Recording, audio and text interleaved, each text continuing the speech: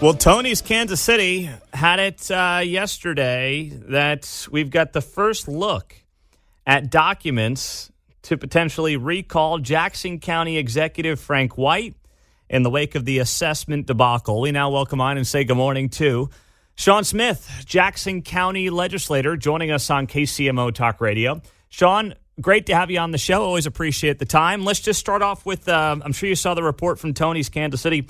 Can you confirm that there is movement on a recall effort for the county executive? Yeah, Pete, there really does seem to be. I'm not personally involved in that, but there's definitely some action happening that I've seen down at the courthouse and in the public. So. Okay, so what is the actual process, just out of curiosity, when it comes to, recalling somebody like Frank White? How heavy of a lift is it, just based on your knowledge? I know you're not personally involved in it, like you said, but What is the process? Yeah, it is a pretty heavy lift. So upwards of over 40,000 signatures in a petition, which then generates a requirement for the election boards, Kansas City Election Board, Jackson County Election Board, to put it on the ballot for people to decide. And then the majority of people would have to vote to recall him, at which point, if that succeeded and he was recalled, then it would become up to the legislative group, my group of myself and 8 colleagues, to decide who his interim replacement would be. So, but that 40,000 signatures, for something that's just grassroots, is pretty tough. We see these big petitions getting done at the state level when they're funded by, out-of-state money. That's how the cannabis thing got done.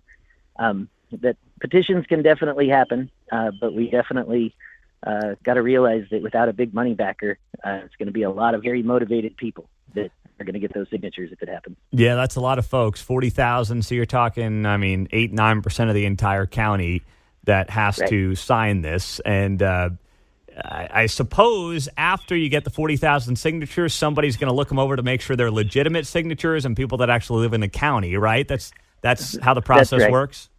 That's right. They have to, if I'm not mistaken, they have to be registered voters in the county. So there is a validation process that you'd have to go through, and then getting it onto the ballot.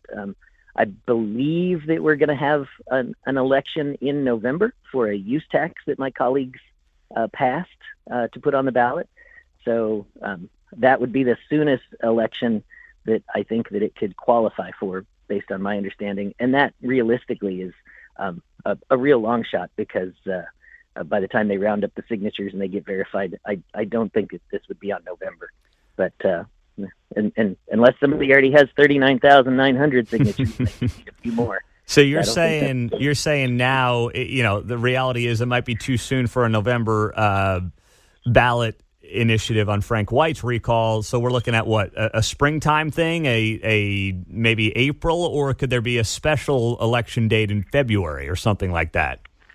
I think a special could be called. My recollection is that there was something in the statute that said that it had to be a general election, and I guess to distinguish, it has to be an election that all Jackson County voters are eligible to vote in. So if an April election was just, say, for a couple of school boards, that wouldn't work. But you could certainly formulate a reason for a general election, like a use tax, for example, if it doesn't succeed in November. So, wow. Okay. All right. So Sean Smith, Jackson County Legislator, is joining us on KCMO Talk Radio. The why behind it, we know the final straw here for many folks on Frank White has been the assessment issues that have happened across the entire county. The deadline, of course, to appeal your assessment was a couple of weeks ago. So not much has happened on that front here the last couple of weeks. Is that right, Sean? And what's to come on this issue as people kind of sit in this holding pattern and wonder, in some cases, if they can stay in their homes? Yeah. And I will say that there's definitely efforts underway to have some sort of sweeping change that would help people. There's a couple of those. One, the legislature passed a resolution asking the Board of Equalization to consider some sort of sweeping equalization order instead of just hearing individual appeals. I don't know that we have a great deal of confidence that will be taken by the BOE and dealt with, but it's part of a process that we think could help everybody. So we're trying everything we can. And then we're moving through the process with relief for seniors that would cap their increases effectively at zero if we can get it done the way we would like. That's based on Senate Bill 190 that becomes law within Missouri on August 28th, but then the county has to enact legislation to say that it's good here. And in that legislation that I sponsored, I specified that it would be effective this year so that people would pay, if they're Social Security eligible, people would pay what they paid last year.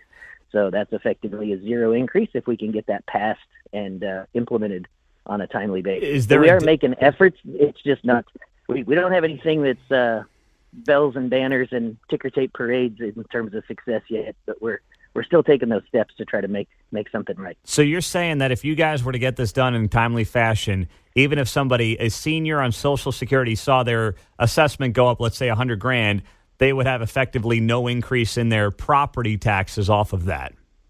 Correct. That's the goal. And I do want to emphasize to people every time I talk about this, continue your appeal process. If you're already in that process, do your best to protect yourself while we also try to protect everybody at once. What's your deadline? What's taken so long? To be honest with you, we got a little bit hung up through an administrative process. Legal in the county has to review what we put together.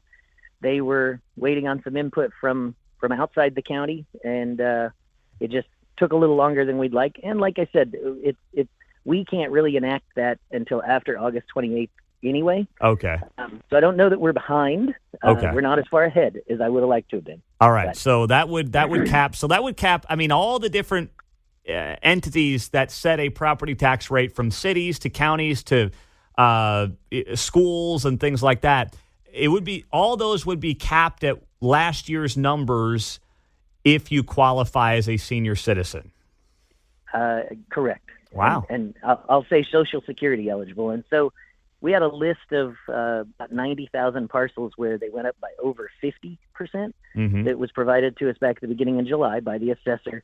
That almost 40% of those large increases were for senior citizens, people over 65. So we don't know that every single one of those folks is Social Security eligible, but statistically, it's about 90% of them based on looking at national data. So it would be a lot of help for a lot of people that I think is really important. And there's folks that I think would like to see us be more methodical in the implementation of that, and I see it as an emergency that needs to be taken care of just as quickly as we can and implemented post haste, because it's just such a big impact on those seniors that are on fixed incomes. It is. Their property taxes go up. Yeah, it is an emergency. You're right about that. Sean Smith, Jackson County Legislator on KCMO. Thank you for the update there, Sean. We appreciate it. Have a great day. You bet. Thanks, Pete.